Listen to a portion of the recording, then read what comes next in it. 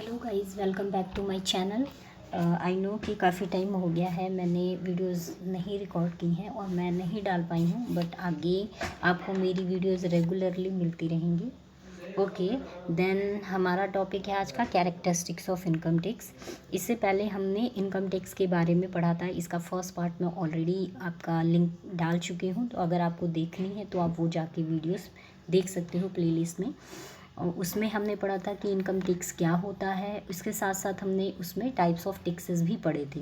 अब हम बात करते हैं कैरेक्टरिस्टिक्स ऑफ इनकम टैक्स की, जिसके अंदर सबसे पहले है कि ये एक डायरेक्ट टैक्स है, क्योंकि जो टैक्स की लाइबिलिटी होती है, मतलब जो अल्टीमेट रिस्पॉन्सिबिलिटी होती है या अल्टीमेट बर्डन होता है टैक्स का, वो सेम पर्सन पे होता है। यहाँ पर हम अपनी टैक्स लाइबिलिटी को किसी अदर पर्सन के ऊपर ट्रांसफ़र नहीं कर सकते हैं, जैसे कि इनडायरेक्ट टैक्सेस में होता था पहले। जैसे आपका वैट का कंसेप्ट चलता था उसके अंदर, या जीएसटी का कंसेप्ट चल रहा है, ये सारे इनडायरेक्ट टैक्सेस हैं। क्योंकि यहाँ पर जो सेलर है वो अपनी लाइबिलिटी बायर पे जो है शिफ्ट कर देता है, उसके प्राइस वगैरह को बढ़ाकर वहाँ से जो टैक्स का अमाउंट है वो रिकवर कर लेता है। जबकि इनकम टैक्स के अंदर ऐसा नहीं होता। डायरेक्टली आपने जितनी भी इनकम कमाई है उसको आपको खुद ही आपको अल्टीमेटली टैक्स पे करना है। तो जो अल्टीमेट बर्डन है टैक्स का वो आपके ऊपर रहता है, मतलब आप इसकी बर्डन किसी अदर पर्सन पे ट्रांसफ़र नहीं कर सकते हो।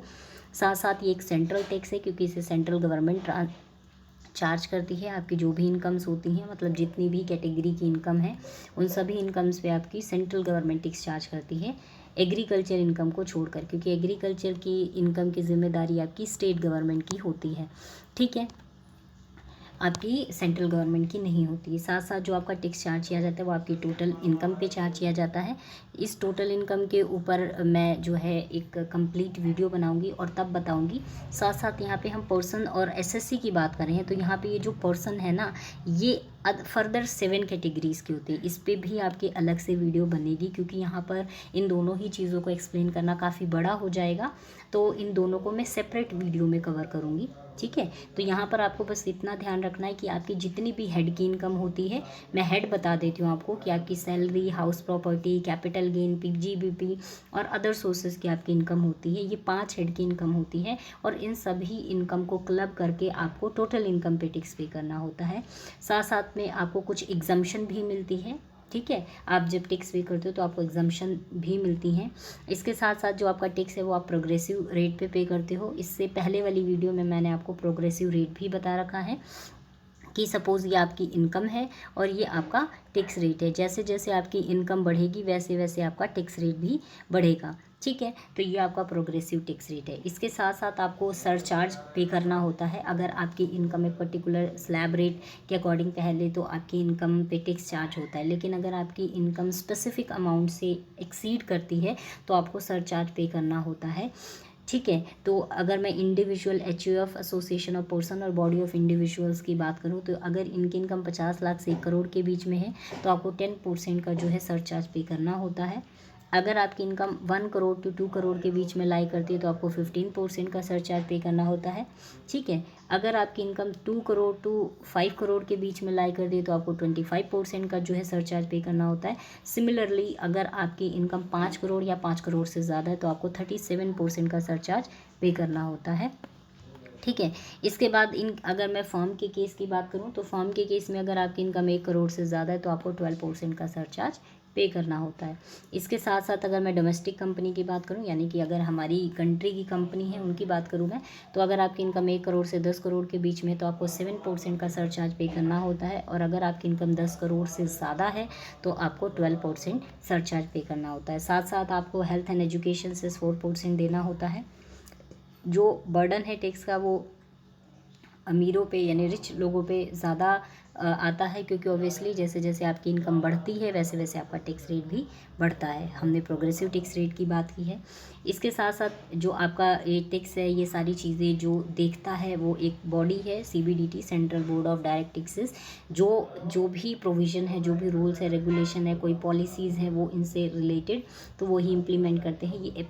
ये एक एपेक्स इंस्टीट्यूशन है इनकम टैक्स की, जो उन सारे प्रोसीडिंग को या सारे प्रोसीजर्स को सिंपली देखती है। इसके साथ साथ टैक्स एक कंपलसरी पेमेंट है।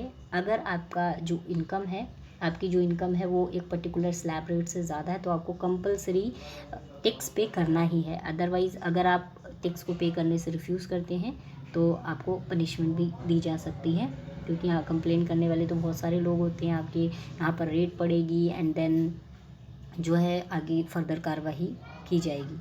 ठीक है, आपको पीरियोडिकली और रेगुलरली जो है टैक्सेस को पे करना है।